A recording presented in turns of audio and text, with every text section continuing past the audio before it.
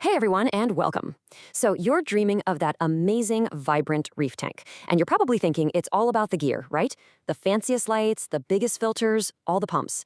But today, we're going to flip that idea on its head. See, building a successful reef is way less about being an equipment operator and much more about becoming the patient steward of a tiny, living world. And this quote, this right here, is the whole philosophy. The goal isn't just a pretty box of water for a few weeks. It's about creating a balanced, basically self-sustaining ecosystem that thrives for years to come. It's a marathon, not a sprint. Okay, let's get into how we do that. So first things first, before you even think about adding a single fish or coral, your number one job is to grow the microscopic life that's going to power the whole system. This isn't just a chore you have to get through. You're literally building your tank's invisible biological engine from scratch. At the very heart of this is something called the nitrogen cycle. To put it simply, it's nature's own perfect filtration system. It takes all the nasty, toxic waste that fish produce and, step by step, turns it into something way, way safer. Seriously, without this cycle running smoothly, nothing can survive in there. So how does it work? Well, it happens in three main stages. It all starts with ammonia, which is super toxic. Then, one group of beneficial bacteria shows up and eats that ammonia, converting it into something called nitrite. Now, nitrite is still pretty nasty stuff, but then a second group of bacteria comes along and converts that into the much, much less harmful nitrate. And here, you can actually meet the crew doing all the hard work. Think of the Nitrosococcus bacteria as the first responders. You know, they handle the most dangerous stuff, the ammonia.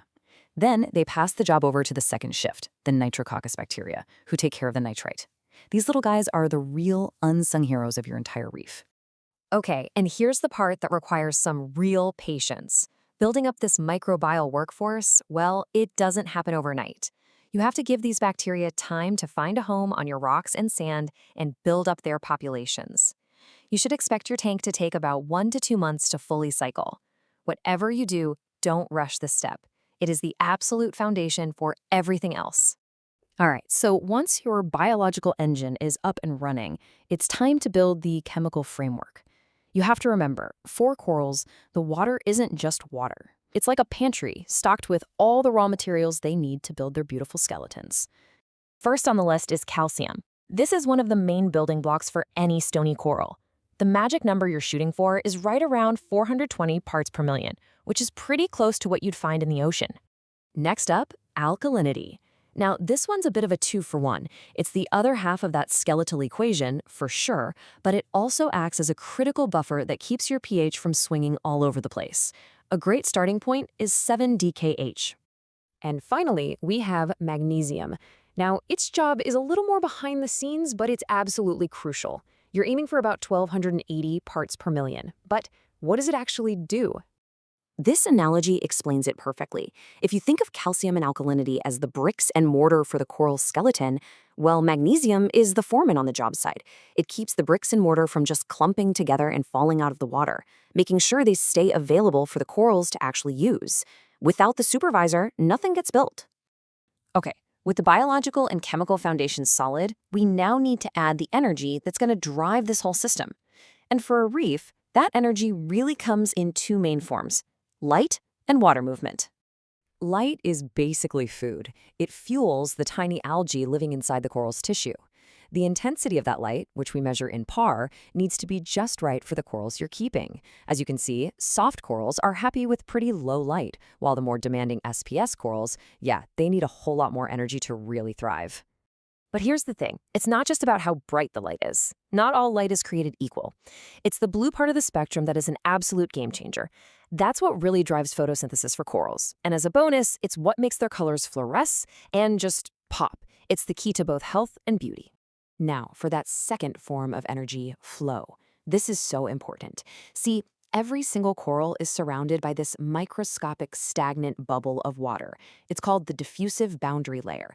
Inside this bubble, waste builds up and food and nutrients can't get in. So, how do we fix that? The answer is good, strong, chaotic water flow. Those wave makers and power heads in the tank, they're not just for making pretty waves. They are essential. They act like the reef's circulatory system. They break down that boundary layer, deliver food right to the coral, and wash all the waste away. It lets the coral breathe.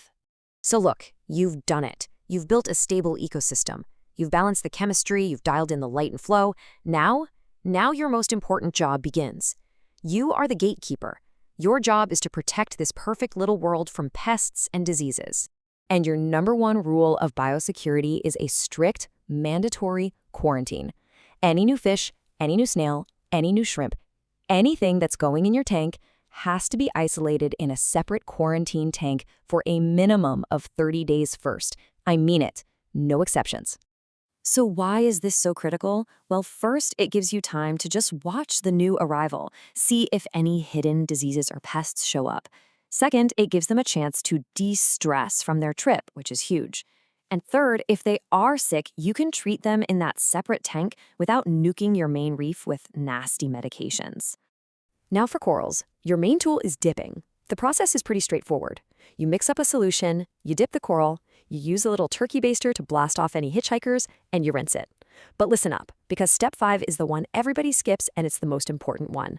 You have to repeat this every week for 6 to 8 weeks. Why? Because most dips don't kill the pest eggs. That long-term diligence is the only way you're going to be sure you get them all as they hatch. So we've gone through the biological engine, the chemical foundation, the energy sources, and the security plan. But all of these things are really governed by one single overarching principle, the real secret to success in this hobby. It's this. It's all about this mindset. A reef tank isn't something you just buy off a shelf. It's a living ecosystem that you foster and nurture. It's a journey that's going to demand you observe, learn, and have the humility to realize you're working with nature. Your single greatest tool is going to be unwavering patience. By focusing on these foundations, you're not just setting up a fish tank, you're building the architecture for a thriving, living slice of the ocean in your home. So I guess the only question left is, are you ready to start the journey?